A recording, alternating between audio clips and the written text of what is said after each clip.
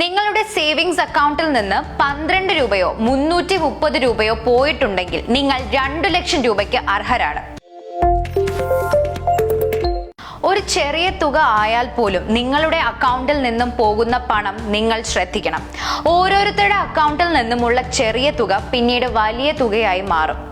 10 രൂപയല്ലേ എന്ന് വിചാരിച്ച് മിണ്ടാതിരിക്കരുത്. 10 രൂപ ആയാൽ പോലും അതറിയാനുള്ള അവകാശം നിങ്ങൾക്കുണ്ട്.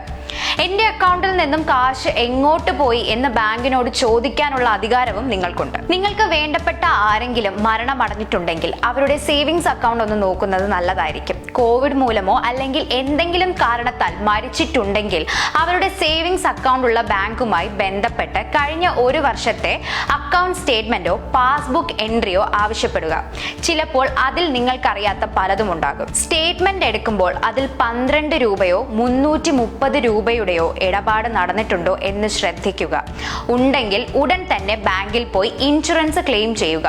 നിങ്ങൾക്ക് തന്നെ സേവിങ്സ് അക്കൗണ്ട് ഉണ്ടായിരിക്കണം എന്ന് നിർബന്ധമില്ല. ചുറ്റുമുള്ളവർക്കും ഈ അറിവ് പകർന്നു കൊടുക്കുക. മാസങ്ങളായി ഒരു നിശ്ചിത തുക ഈ അക്കൗണ്ടുകളിൽ നിന്നും പോയിട്ടുണ്ടെങ്കിൽ അതിനർത്ഥം അക്കൗണ്ടിൽ നിന്ന് ഇൻഷുറൻസിന് വേണ്ടിയുള്ള തുക എടുത്തിട്ടുണ്ട് എന്നാണ് അർത്ഥം.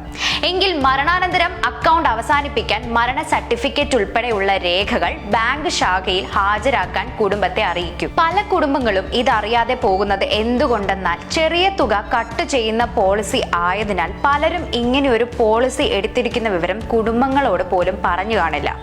ഇനി ഈ പദ്ധതിയെ പറ്റി പറയാം.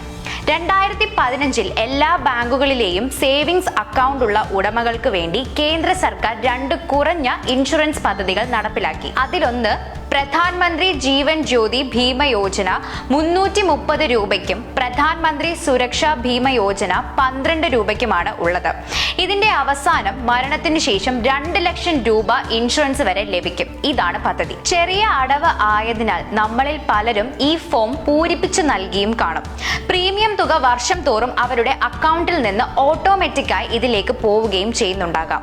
ഇൻഷുറൻസ് ക്ലെയിം ചെയ്യാത്ത സമയത്തോളം ഇതിന് അനുവദിച്ചിട്ടുള്ള പൈസ ലഭ്യമാകില്ല.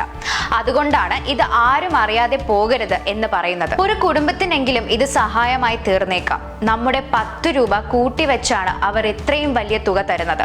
അതുകൊണ്ട് തന്നെയാണ് പറയുന്നത് ഓരോ 10 രൂപയും ചോദിക്കാനുള്ള അവകാശം നമുക്കുണ്ട്. കൂടുതൽ വിവരങ്ങൾക്ക് ബാങ്കുകളെ തന്നെ സമീപിക്കണം. അവരുടെ നിയമാവലി പാലിച്ച് നിങ്ങൾ പൈസ അടച്ചിട്ടുണ്ടെങ്കിൽ നിങ്ങളുടെ തുക നിങ്ങളുടെ അവകാശമാണ്. ഇതെല്ലാവരെയും അറിയിക്കാൻ ശ്രമിക്കണം.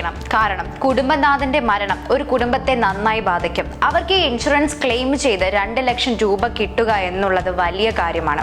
ഇനി കാശിന് അത്യാവശ്യമില്ലാത്ത ആളാണെങ്കിലും ഇത് നമുക്ക് അവകാശപ്പെട്ട തുകയാണ്. അത് വാങ്ങിച്ചെടുക്കേണ്ട അവകാശവും നമുക്കുണ്ട്. നമുക്ക് ജീവിക്കാൻ പണം ഉണ്ടോ ഇല്ലയോ, പക്ഷേ നമുക്ക് അവകാശപ്പെട്ട തുക നമുക്ക് കിട്ടിയിരിക്കണം. അതിനാണ് ഈ നാട്ടിലെ ഓരോ പദ്ധതികളും തുടങ്ങുന്നത്.